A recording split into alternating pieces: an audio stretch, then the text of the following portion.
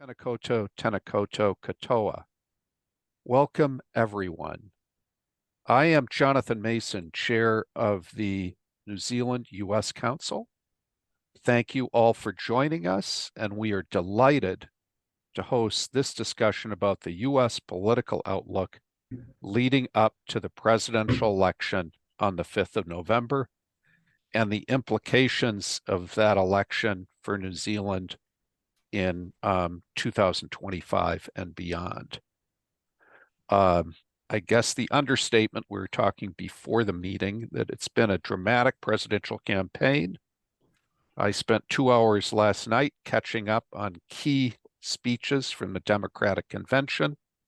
And the ambassador has noted that at the end of this talk, for any that are interested, we can go turn on CNN and watch Vice President Harris's speech, acceptance speech, live. So hard to think of a more appropriate time to have a talk on the U.S. political outlook. So just so everyone is aware, we're recording this discussion and we'll make it available on our website in due course. So now I'd like to welcome our two special guests, Dan Schnur and Ambassador Derek Shearer. Thank you both for joining us. Dan and Ambassador are both highly experienced political commentators and strategists, and we are delighted that they've agreed to share their thoughts and time with us today. But before I turn it over to the two of them, let me share with you a little bit about their backgrounds. Dan Schnur is a professor at the University of California, Berkeley's Institute of Government Studies, Pepperdine University's Graduate School of Public Policy, and the University of Southern California's Annenberg School of Communication, where he teaches courses in politics, communications, and leadership. He is a founder of the USC LA Times statewide political polls. I personally look at the polls almost every day right now. And previously, Dan worked on 4 presidential and 3 gubernatorial campaigns as one of California's leading political strategists. He has written for many leading U.S. newspapers and has been a political commentator for CNN, Fox News, MSNBC, and National Public Radio. Ambassador Derek Shearer is the Chevalier Professor of Diplomacy and World Affairs at Occidental College in Los Angeles, as well as being the director of the McKinnon Center for Global Affairs. From 1994 to 97, he served as U.S. Ambassador to Finland during President Clinton's administration, subsequently served as a foreign policy advisor to Vice President Al Gore during the 2000 presidential campaign and to Senator Hillary Clinton in 2008. He has written extensively on foreign affairs and public policy for leading U.S. news outlet and visited New Zealand in 2016 as a guest of the New Zealand government and as a member of our group of friends of the NZUS Council. Welcome to you both.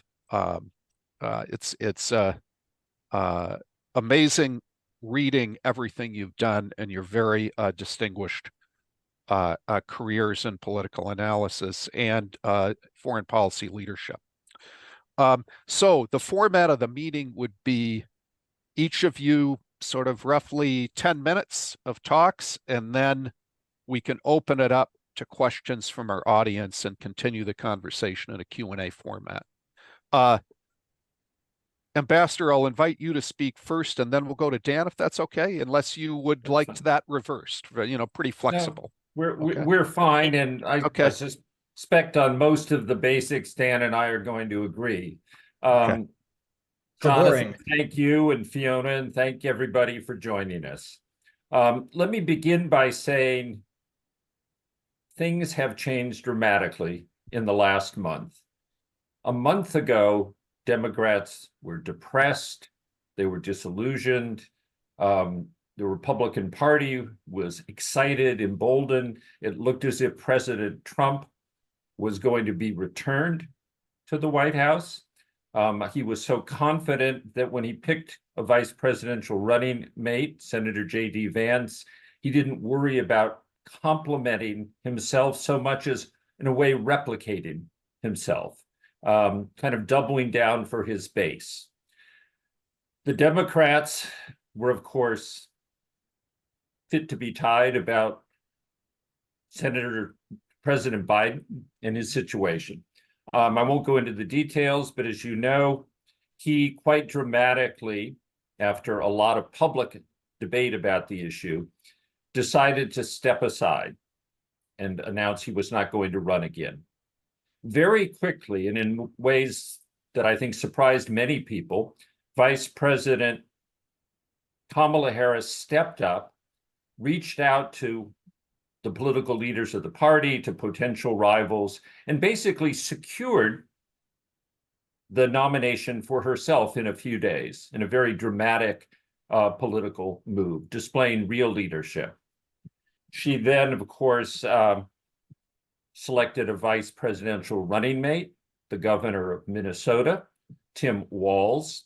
And now the Democrats are having their convention, which so far has gone out with almost without a hitch, and to great enthusiasm, at least to those who are in the room or watching what is going on. President Trump seems to be flummoxed. He's almost angry and mad at Joe Biden for somehow stepping down. Feels like a dirty trick has been played on him, and he's not quite yet adjusted to the new playing field. The polls have reflected this shift in momentum. So I would say today, and I'm sure Dan agrees, it is basically an even campaign. There's some indication by a few points in the key states of Michigan, Wisconsin, and Pennsylvania that now Vice President Harris is ahead. Some of the states like Arizona and Nevada seem to be toss-ups. North Carolina seems to be in play, but we won't make too much of that. I think it's fair to say it's an even election right now, but the Democrats have momentum. So let me highlight a few key issues that you should keep your eye on and which we can discuss. One is the women's issue. Obviously, were Vice President Harris to be elected, she would become the first women president in United States history. That is still a big obstacle. We know from looking at some of the data that at the end of the day, some men, particularly men who not have a college education, would not vote for Hillary Clinton because she was a woman. On the other hand, by being a woman, it energizes the women's vote. And we don't know yet how those different aspects are going to play out and who actually votes. But the enthusiasm among women in the Democratic Party has been tremendous for this nomination. Now, of course, she's not simply a woman. She is half Black and half Indian. So that adds an extra issue of race to the election. And President Trump has already highlighted the racial issue by saying first she's not really Black, or she just decided to become Black. Again, the question is, how does this play out when people decide to vote? Are more people who don't want a Black person to become president again going to turn out to vote? Or are more Black voters going to turn out because they're excited by her candidacy? And this is particularly important if you look at some of the large cities in key states, city of Milwaukee, city of Pittsburgh in Pennsylvania, Philadelphia, Detroit in Michigan. If Black turnout is even higher than in the past or expected in a close election in these key states, that can make the difference. But we don't quite know yet how that's going to play out. So far, President Trump has been advised to come back to the issues that he's relied on for much of his support. Issue of immigration, issue of American military activity abroad, especially in Ukraine, the issue of law and order at home. but he's steered away from policy issues quite consciously thus far and has decided he'd rather attack personally Vice President Harris. And he even jokes about it. He says, my advisors told me I should talk about policy, but I want to attack her personally and call her names. Now, this behavior might not work out this election. We don't know if the Donald Trump show is past its sell date or become old. But still, he has not only a strong base in the Republican Party, he controls the Republican Party. And that is no small thing, to have one entire party now dominated by a single figure. We've never had anything like it in modern political history in the United States. So finally, let me also say that things will happen that you should keep an eye out for. One is the September 10th debate between Vice President Harris, President Trump. We don't know how that will go. You can say now you think she'll do great or he'll do great. Watch and see. Sometimes things happen in debates that do turn elections. And then there'll be the things that are beyond people's control. One is the situation in the Middle East. We don't know what Hamas or Netanyahu are going to do. If things get worse, there's a wider war. If students react in inappropriate ways on campuses, that could affect the election. And then there's always what people call black swans. I don't think there's going to be a major economic crash in the middle of the election, but it did happen in the McCain-Obama race. And the way that the two candidates reacted changed the election. McCain didn't really know what to say. He looked confused. Obama looked calm and collected. And I would argue that it was that response to that exogenous event that assured the election of Barack Obama. There could be some kind of event like that. And then finally, there's always the totally unexpected. There could be a health issue. President Trump is 78 years old. He seems to be in good health, but something could happen. President Biden, what if something happened to President Biden and Kamala Harris became the president of the United States during the election? We don't know how that would play out. Obviously, we don't want that to happen, but those are also these kind of black swan events that might affect the election. So let me stop there and turn it over to Dan, and we can come back to your specific questions. Bye. Derek, I am listening to you speak, and it reminds me of the way that Barack Obama opened his speech to the Democratic Convention the day before yesterday. He said, "Who is stupid enough to want to go speak after Michelle Obama?" I'm thinking to myself, how in the world did I agree to speak after Derek Shearer? So, as I think all of you've seen, Derek is not just an international expert, and we hopefully have a chance to mine his insights on global policy. He's one of the most astute observers I know of American politics in this country, and I'm flattered to be on the program with him. Fiona, Jonathan, thank you so much for having me. I consider this a great privilege. And before I go any further, I do have to take exception to one thing, Fiona, where you, I think, very dramatically misled me about the nature of tonight's program. I was flattered to be asked until I found out that my old friend Murray Brugus would be part of the discussion tonight.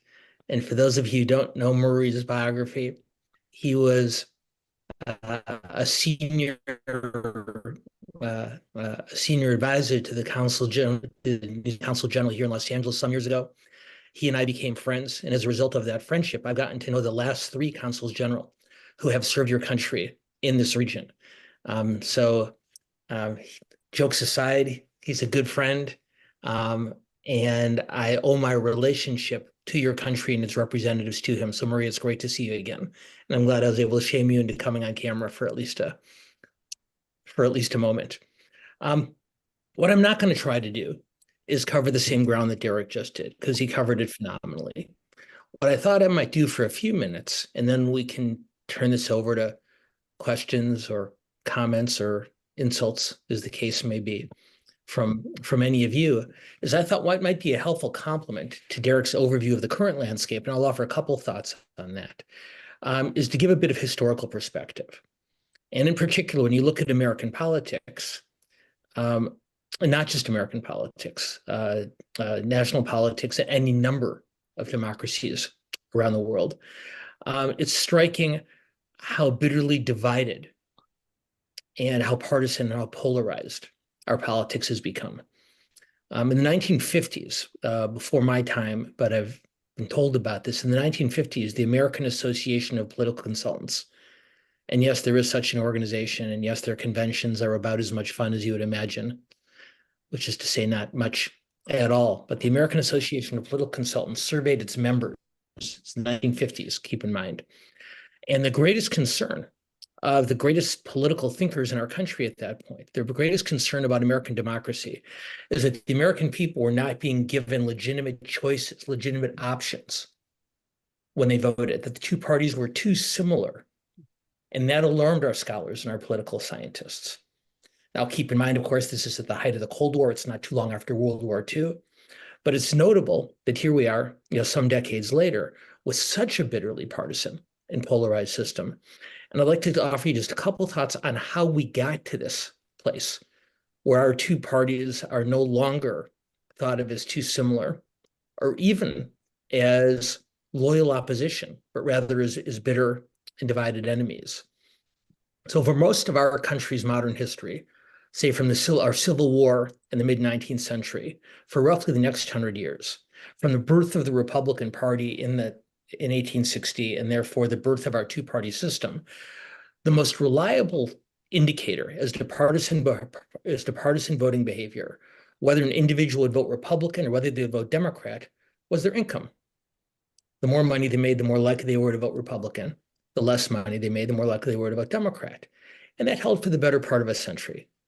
And then in the 1960s, we had, as I think all of you know, we had a very pronounced civil rights movement that accomplished some extraordinary successes, but began to divide our country in different ways than had been the case historically. And over the next few decades, the parties began to sort themselves not just economically, but on cultural and on social issues.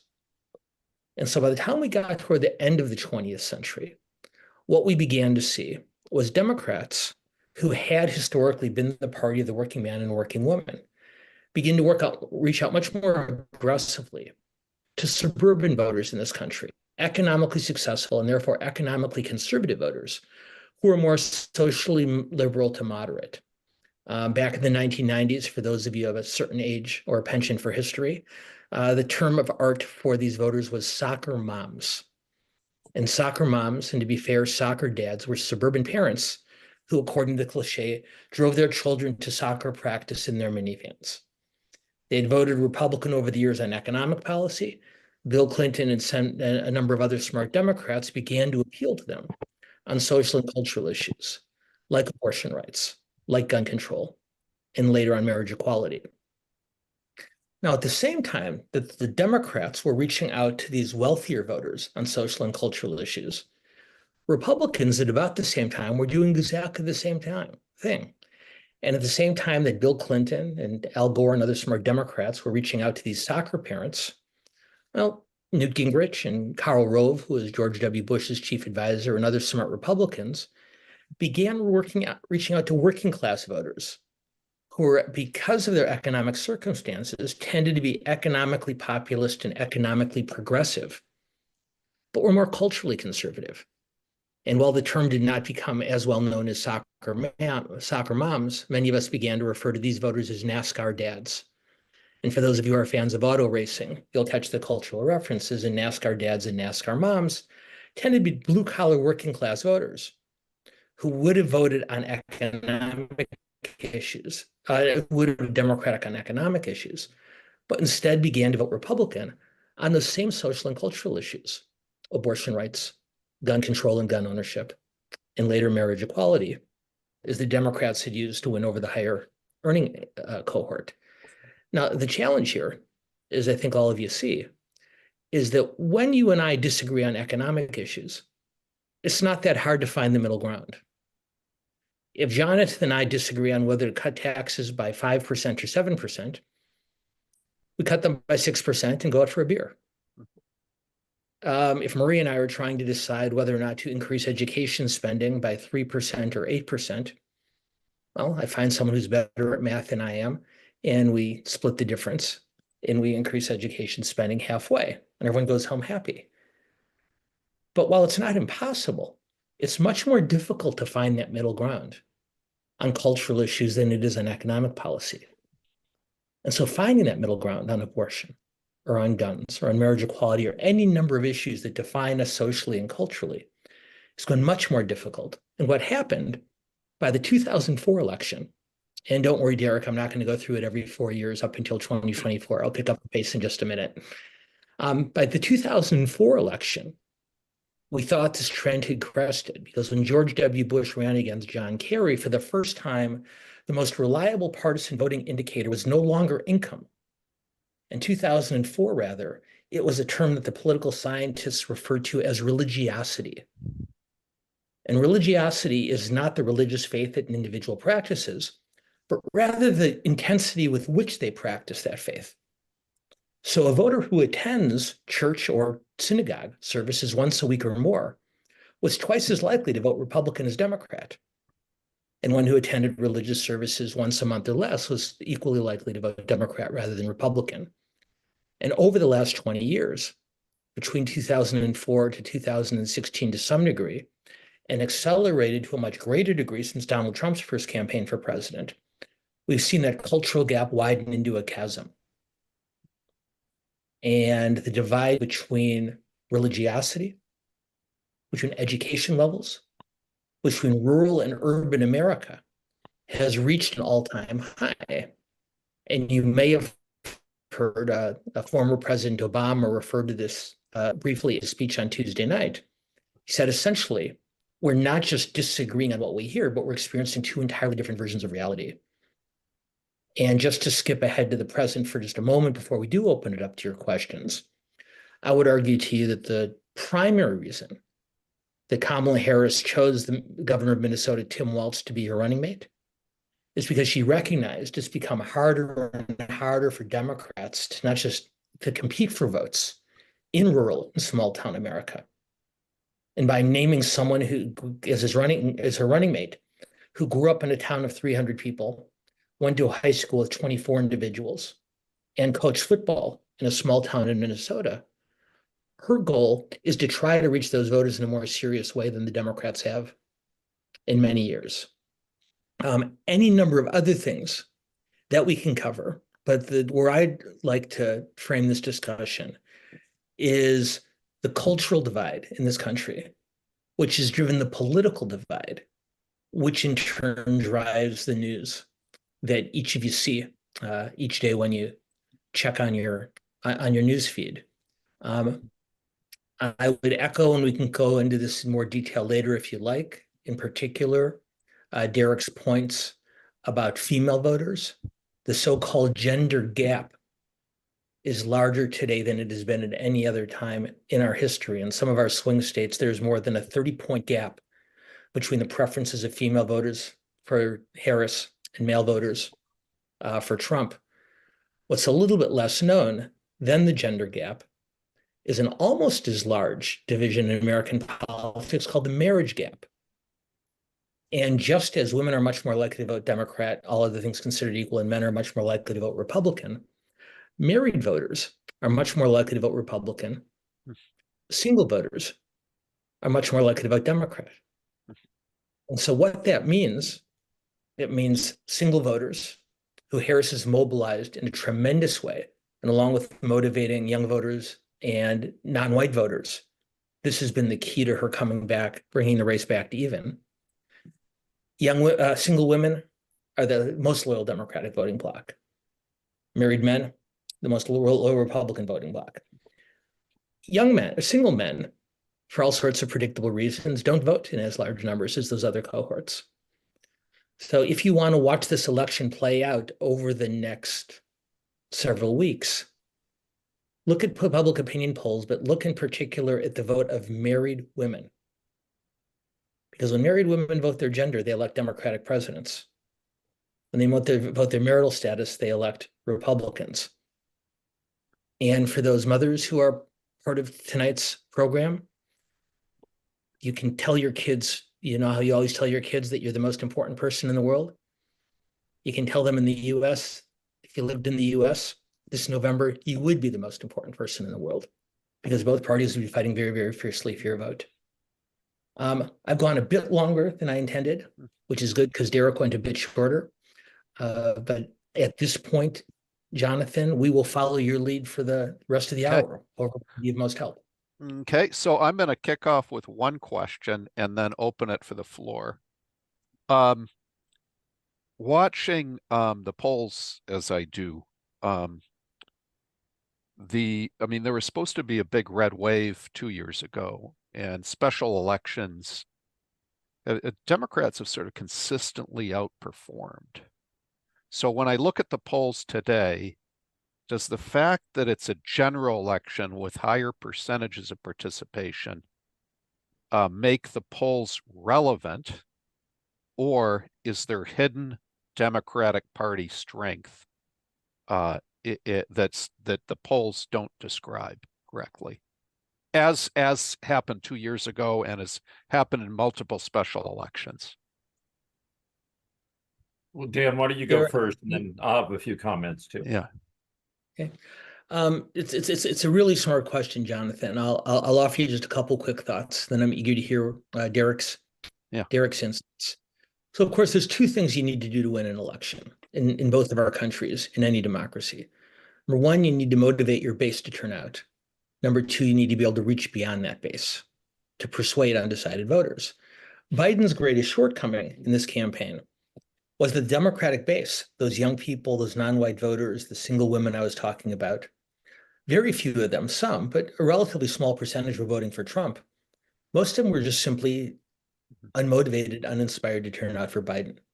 And Harris has clearly motivated that base.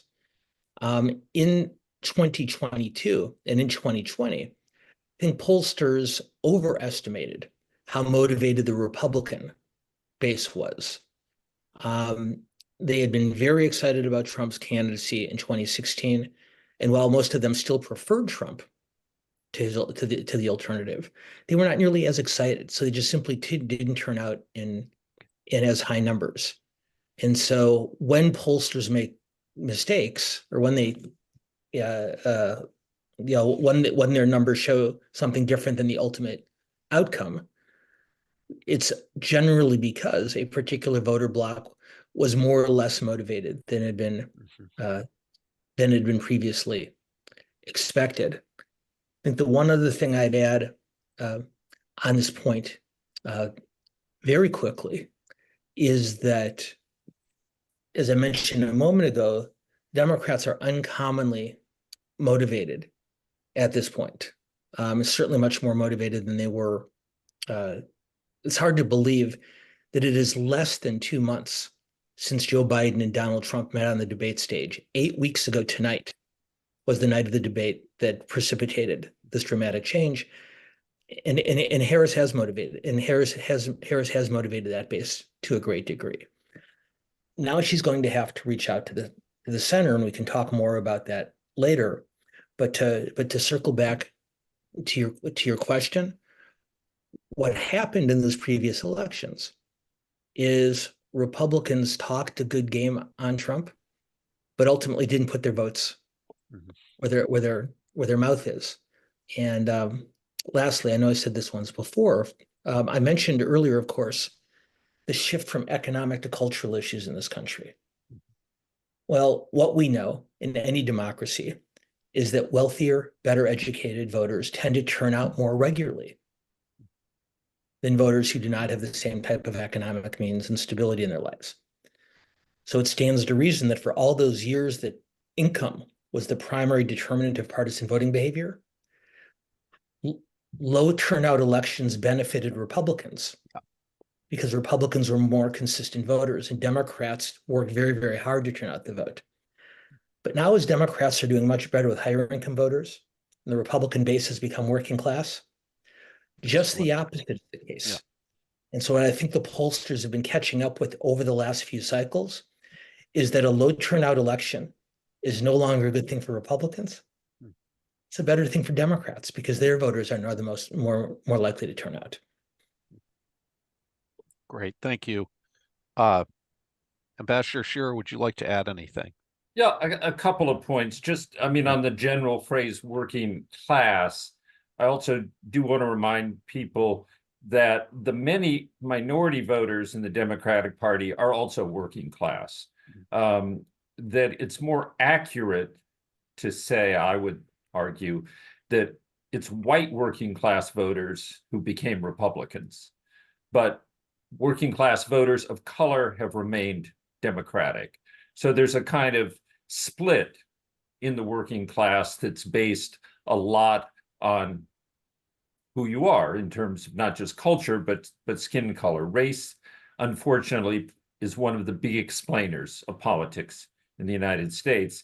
I think one of the interesting questions, and Dan would know the data on it, I think, much better than I do, is young people voting. And he mentioned that like young men don't vote as much as young women. And we know overall, obviously, older people and married couples do turn out to vote.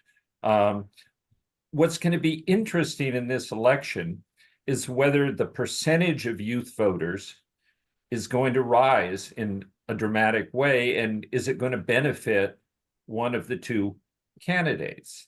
I think what's going to be interesting, and Dan may have noticed, people haven't picked up on this, the significance of a particular speaker at the Democratic convention. His name is Steve Kerr. Steve Kerr is the coach of the Golden State Warriors. He was also the coach of the U.S. gold medal Olympic team. He gave a very partisan but interesting speech. He ended it with a favorite bye-bye sign-off that Steph Curry, who almost single-handedly won the gold medal for the U.S., says to opponents. It's not just going to be Steve Curry who's going to be campaigning. You are going to see more prominent athletes and entertainers out on the campaign trail in the next 2 months than we have ever seen in a campaign. Now, what effect that will have, particularly on youth turnout, we don't know. We do know, because we've already heard from him, that President Trump is a bit obsessed with Taylor Swift. Now, Taylor Swift commands a huge audience of young women. Some of my students are Swifties. I've had to learn about the phenomena. Taylor Swift will endorse the Democratic ticket. The question is, will she do more than that? So I think that's another interesting factor to look at, the sports entertainment piece of this as to how it affects young people voting. Great. Could I just one quick follow-up before I turn it over to the floor? Is Trump was boasting, and there was some evidence in the polls of making inroads among African-American men. Does Kamala create a fire break on that? Is that one of the sort of hiccups that she's been doing? Not that it was ever, maybe went to, I don't know, 70-30 or something, but has Kamala going to reverse that? Trump had made notable gains among both Black and Latino men. And going back to the point that Derek was making a moment ago, particularly Black and Latino men of the working class, whose economic situations were motivating them more toward Trump. Since Harris's entry into the race, her support in both of those communities has jumped precipitously. It's still not quite where it was in 2020 for Biden, but it's closing in on that. And many, not all, but many of these young non-white men are coming back. Like I said, the numbers aren't quite what they were for Biden or for Clinton. Certainly not what they were for Obama. Yeah. But much, much higher than they were 60 days ago. Okay. Okay. With that, questions. I have other questions, but I don't want to hog the floor. Questions from the floor. Fran, I see your hand raised. And if there's by the way, I should say, if there's a hand raising function, shoot, sometimes it appears on mine, sometimes it doesn't. Use it, but otherwise just raise your hand or even step in if you get a pause. Yeah, but I'm happy to point to you if I see a hand raised. Fran. She has to turn her. Oh, shoot. Unmute. Sorry. Oh no, I can do it. Yeah. Yeah. Thank you both for addressing us this evening, your time. I've been at home the last few weeks, and I have watched both the Republican convention and now this one pretty much wall to wall. And I was quite struck by the kind of like a campaign ad, which was pretty much a takeoff on Law and Order criminal intent. And it contrasted the felon. I thought it was brilliant political advertising, the felon, Donald Trump, with the prosecutor, the zealous, passionate prosecutor, out for decency and the right way of life. I just wondered, does that kind of advertising, contrasting, work well among, the faithful, the Dems, or is it something that would translate to the wider public? And do you expect to see more of that as the campaign proper wears on? Well, let me say one thing, and then Dan can say whether he thinks it moves voters, at least Republican voters.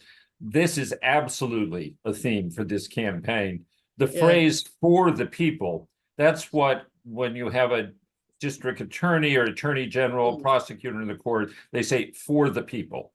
So the campaign has adopted this as a slogan, and obviously as a persona, which is real and true based, and you will see more of that in this campaign, and it's very popular among Democrats, and it allows a framing for the two candidates that obviously works in favor of the vice president and not so in favor of the convicted felon Trump.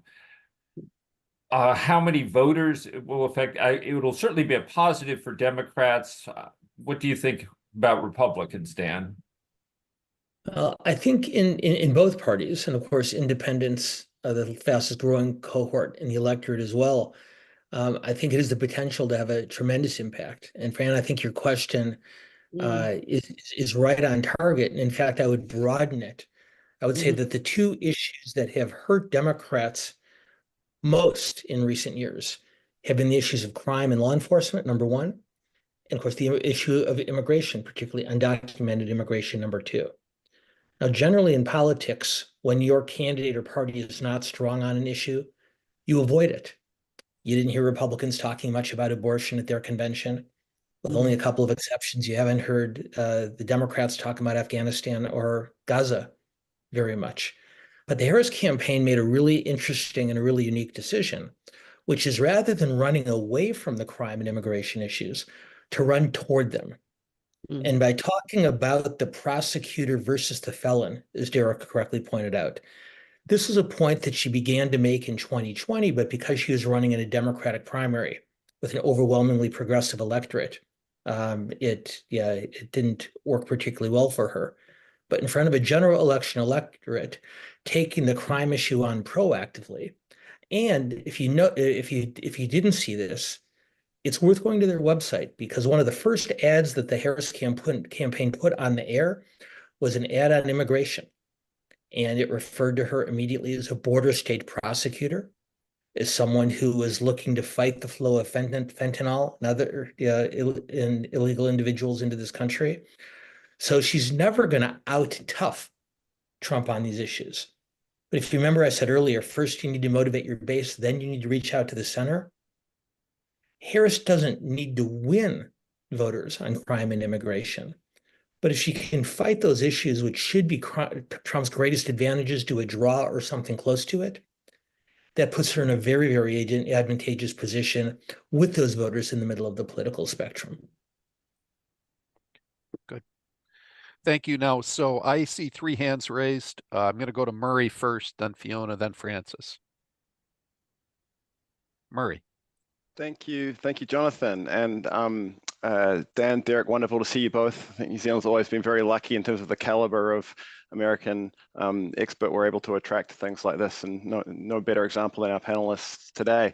I was going to ask a question on policy issues, but Dan, you mostly answered that in the previous question. So I'll instead ask a question. A lot of political commentators talk about the calcification of the American electorate. And so my question for the two of you is, to what extent were you surprised by the extent to which Vice President Harris was able to improve on Joe Biden's polls? And looking ahead, is there still room, still headroom, I guess, for that normal convention bounce at the end of the current Democratic National Convention, or have they already kind of had that ahead of the convention starting? Dan, you want to go first? Sure. First of all, like I said earlier, Marie, it's great to see you again. It's clear that the private sector is agreeing with you, and I'm very, very happy to see it. The convention bounce, when one party or the other gets essentially a week of uninterrupted television coverage over the years, has generally tend to help their public approval ratings. But because, as Marie correctly pointed out, we're so balkanized and we're so calcified, that bounce, that increase in the polls that historically comes out of conventions, is much smaller than it used to be.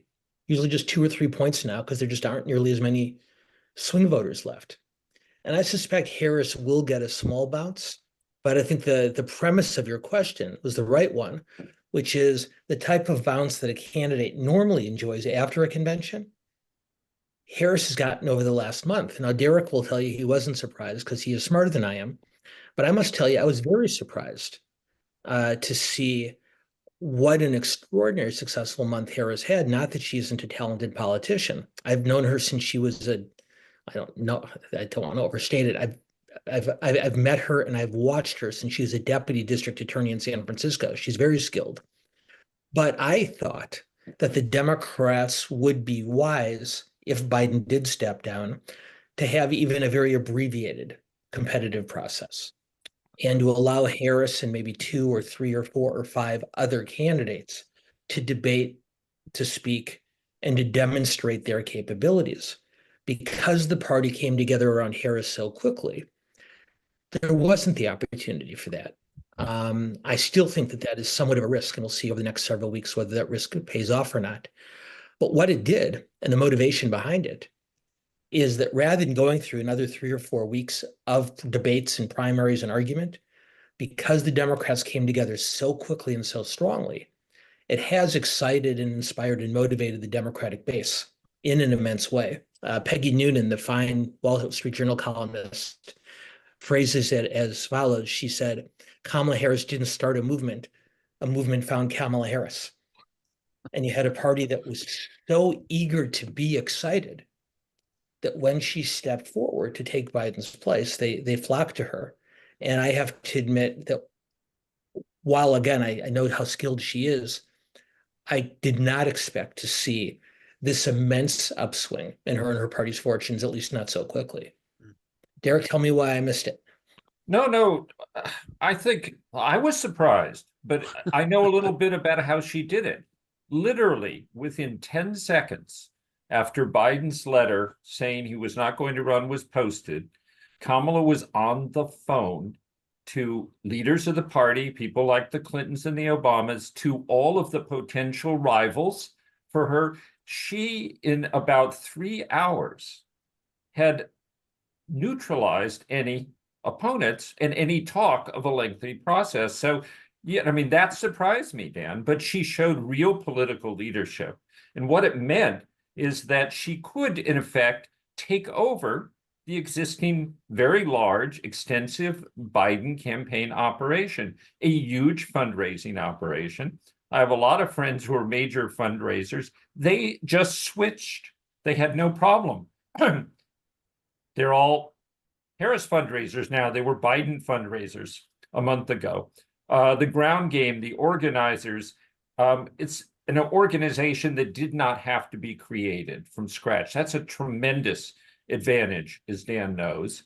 But I also think we have to give a credit to Harris herself and to any of us who underestimated her political abilities and the sort of ebullience of her personality.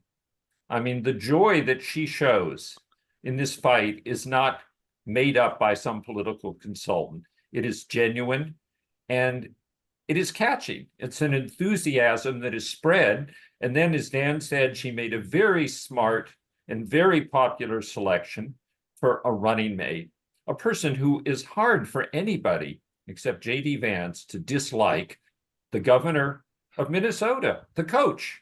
I mean, his life story is almost written to be the perfect vice presidential white candidate from the Midwest. So you've got a dream team, in effect, that we couldn't have imagined a month ago. You've got a party that's united on almost everything except Israel and Palestinian issue.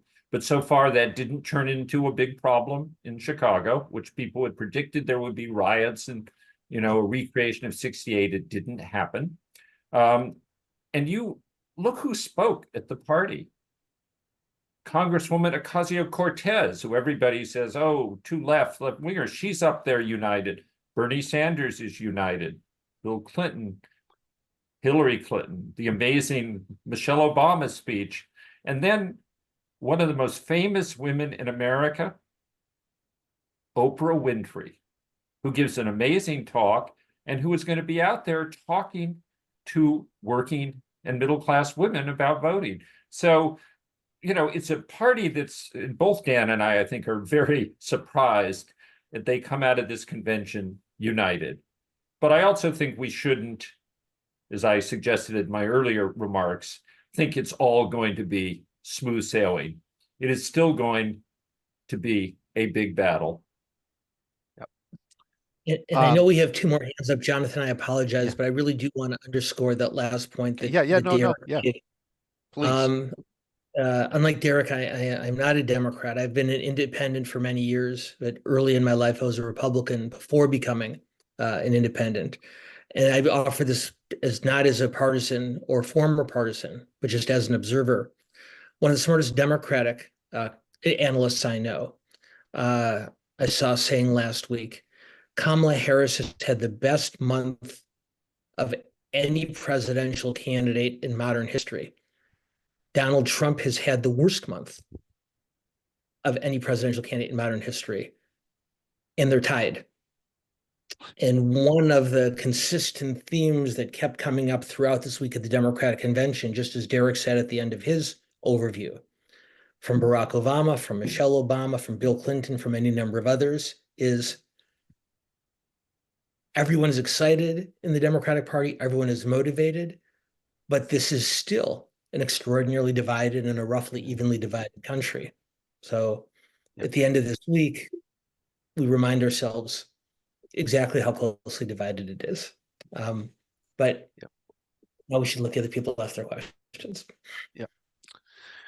Good. Fiona. Thank you. I don't want to lower the tone by talking about policy, but we don't know a lot about Vice President Kamala Harris's views on foreign policy or national security. And I'm just wondering, could you share your thoughts on what approach you would expect her to take in relation to China, for example, and the Indo-Pacific region? Okay. Thanks. I mean, let me just say she has been vice president and she has now traveled the world. I know, because I know some of the ambassadors, the countries she's visited, she's learned a lot. She's done a great job in what we call public diplomacy on these trips. She has a very smart, able, longtime foreign service officer, friend of mine named Phil Gordon, as her foreign policy advisor. So she's well briefed. But her views are not going to be dramatically different from Joe Biden because the Democratic foreign policy is one of working with allies and engagement. So you're not going to see some sudden dramatic shift, but you will see different people in the White House. Were she to win, you'll see a change of faces. You'll see, I think, some more women advisors. But on the issues of China or the Middle East, those are issues in which you just don't have a policy. It's an engagement. And we know from the Middle East that there are factors like Netanyahu that are beyond our exact control. And in China, Xi Jinping doesn't get a phone call from us and agree suddenly to change his mind about things. I think that China is one of those issues that will not be talked much about in the campaign, but is in fact, of course, the big issue in many regards about the future. And I think if I were New Zealand, I would be very worried about a Trump return to the presidency regarding what might happen with Taiwan. There's certainly, I think they promised a very large overall tariff and a huge tariff on China and the effect that might have on the global economy. I mean, I think it's much easier to posit what might happen with a return of Donald Trump to the White House than to say there's going to be a dramatic change if Harris becomes president. I don't think there will be a dramatic change. There will be engagement with China, but still recognizing that China is a strong competitor.